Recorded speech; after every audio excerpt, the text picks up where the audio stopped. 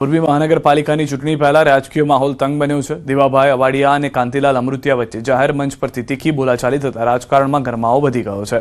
Ward number 1 માં ticket કપાતા Devabhai અવાડિયાએ પોતાના પુત્ર સહિત અપક્ષ પેનલ ઉતારી ભાજપ સામે સીધો બળવો કર્યો। બીજી તરફ કાંતિલાલ અમૃતિયા પણ મેદાનમાં ઉતરી આક્રમક અંદાજમાં જવાબ આપી રહ્યા છે। દેવાભાઈએ ટિકિટ કાપનારાઓ પર પરોક્ષ પ્રહાર કરીને અખંડ દીવો અને પ્રાર્થનાનો ઉલ્લેખ કર્યો।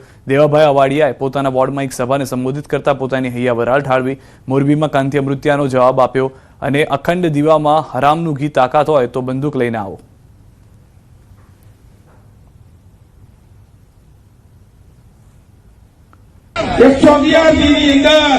જેણે મારી ટિકિટ કાપી છે હું ઉપરવાળાને પ્રાર્થના કરીને કરું કે અમારી જે 4/4 ની ટિકિટ કાપી છે ને 3 મહિનાની એક બીજી એના આત્માને શાંતિ આપે। હું ખોટાને પૈસા લાગવા જાય છું એવાને કેટલાય ટિકિટો નથી મળી ઘણા બધાને। અને હમણાં તો એક જણા એવું કીધું કે દીવો અખંડ રાખ્યો, જેને મારી ટિકિટ કાપી હોય એને ભગવાન એનું ધન પરત કાઢે। લે દીવો પણ કાકા ઘી હરામના પૈસાનું હોય, ઘરના પૈસા નથી। તમે દીવો રાખવા કરતા તમે બંદૂક લઈને અમે આવો ને તમારી તાકાત હોય તો। આ વેપારીનું કામ હે, સાંભળ્યું ને સોશિયલ મીડિયામાં દીવો કર્યો ટિકિટ કાપી, પણ ટિકિટ તો કાપે ને ગામને કંદરો શું કરે ને ટિકિટ દેવાની હોય કે ખોટી વાત છે।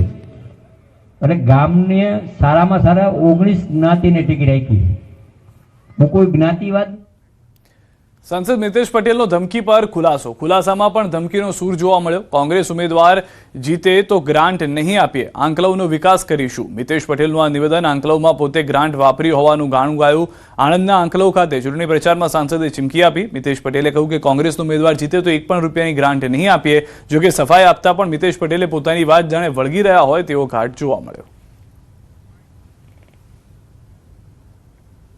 भारतीय जनता पार्टी तालुका पंचायत बेसवा जई रही है, जे रीतनु वातावरण है त्यारे मैं कहूं कि कदाच तो वॉश आउट थई जशे, पण कदाच एकाद बे सदस्यो जो तालुका पंचायतना कांग्रेसना जीतशे तो अमे पण एमने ग्रांट नहीं आपीए। एमां कोई खोटुं नथी, एमणे जे कर्युं छे कर्युं ज।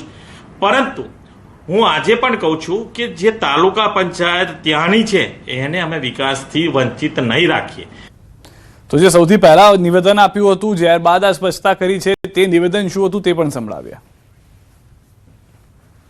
वॉश आउट करीशुं, पण जो कदाच एकाद पण जीत्यो ने एने आपणे 1 पण रूपियानी ग्रांट नहीं आपी। हूँ तमने अहींयाथी कहूं छुं कि 1 पण रूपियानी आपणे ग्रांट नहीं आपी। आपणे बधाने जे प्रमाणेनुं आंकलाव जोईतुं हशे ए प्रमाणेनुं आंकलाव बनावी आपशे। अने अत्यारथी ज आपणे एक बधा जे अहींया बेठेला छे अने बधानामां एक ताकात छे कि आपणे 2027 માં भारतीय जनता पार्टीना विधानसभामां आपणो उमेदवार जीतशे અને ત્યાં આગળ આપણે મોકલીશું। तो सांसद मितेश पटेल निवेदन ने लईने राजकीय माहौल गरमायो छे, त्यारे कांग्रेस नेता मनीष दोशीए प्रतिक्रिया आपता आकरा प्रहार कर्या छे। जनता लक्षी कामों कर्या तो तमारे आ धाक धमकी न आपवी पड़े।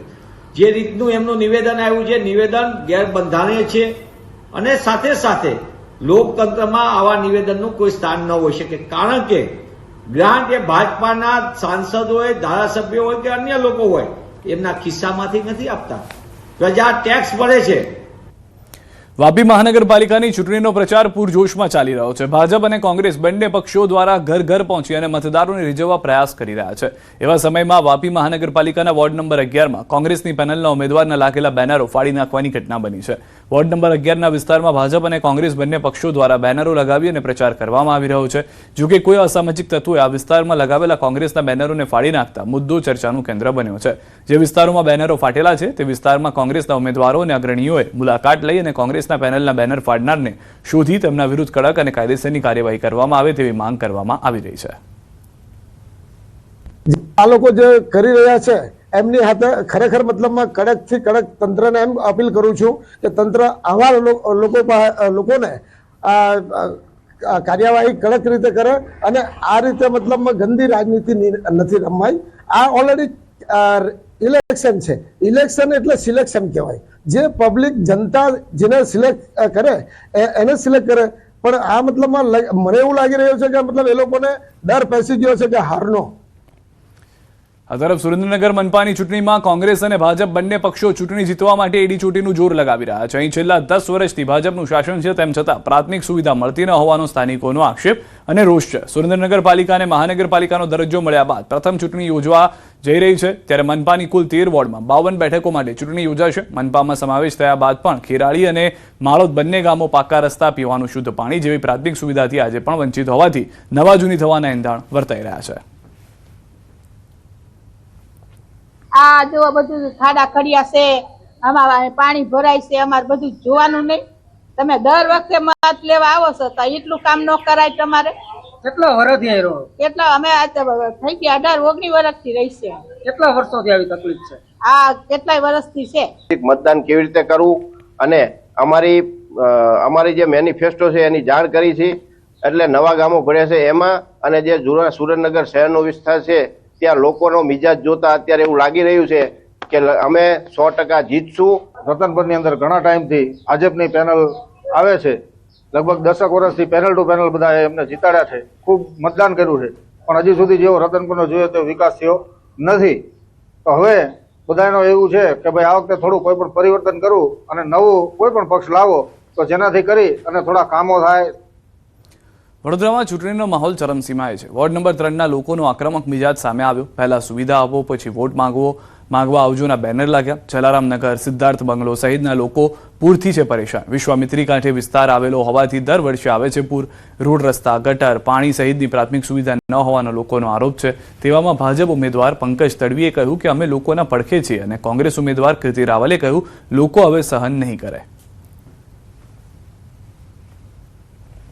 અમારા વિસ્તારની અંદર ન ફાયર બ્રિગેડ જઈ શકતું, ન એમ્બ્યુલન્સ જઈ શકતી, તો અમારે જવું ક્યાં? એટલે અમારા વિસ્તારના તમામ લોકોએ હવે એક નક્કી કર્યું છે કે રસ્તો નહીં તો વોટ નહીં, અને પાણી નહીં તો પ્રવેશ નહીં. આ એક સૂત્ર અમે લખી અને આજે અમારા વિસ્તારના લોકો પણ જો કદાચ કોઈ પણ ભાજપ, કોંગ્રેસ કે કોઈ પણ પાર્ટી અંદર પ્રવેશ કરશે તો ચોક્કસ અમે જાહેરમાં કચરો ફેંકીશું. 15-20 વર્ષ થઈ ગયા છે. 20 વર્ષથી આ રસ્તો છે એ બી લોકોના ભલામણમાં ચાલી રહ્યો છે કે કોકે અમને આપ્યો છે એટલે. બાકી જે રસ્તો છે લીગલી એ સાને સ્કૂલની અંદર ગેટની અંદર છે, જ્યાં સ્ટ્રીટ લાઇટો બધું, અહીંયા લાઇટ બી નથી, રાત્રે અંધાર હોય છે. રસ્તા માટે બી છે, પાણીની બી એટલી બધી સમસ્યા છે ને કે પાણી આવતું જ નથી.